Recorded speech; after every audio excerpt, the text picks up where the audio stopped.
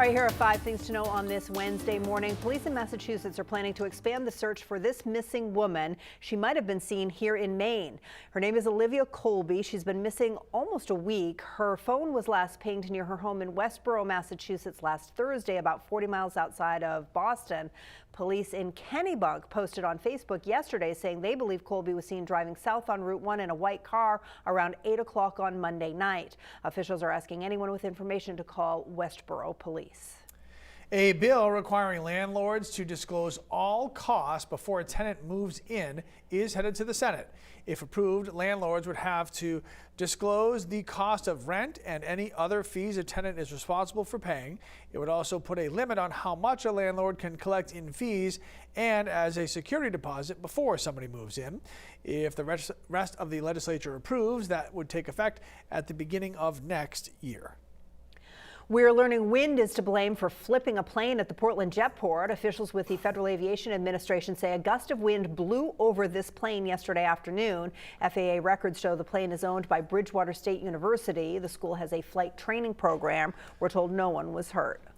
The first of 2 public hearings to discuss Versant Power's request for a distribution rate increase will happen later today. The Maine Public Utilities Commission says Versant's proposal would increase the typical customer's bill by about $12 a month. That would start in April of 2025. Officials from the company say the rate hike would cover the cost of things like infrastructure investments, storm recovery, and the rising costs of materials and labor. Tonight's hearing 6 o'clock at the Hilton Garden Inn, and that is in Bangor. And most of the disaster recovery centers that opened in the aftermath of the storms we got in December are closing this week.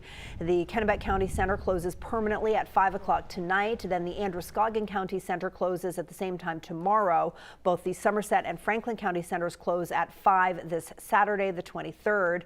FEMA has not said when the Disaster Recovery Center in Oxford County will close. The deadline for individuals and businesses to apply for aid is April 1st, and you can also apply online or by phone if you can't make it to the center in your area.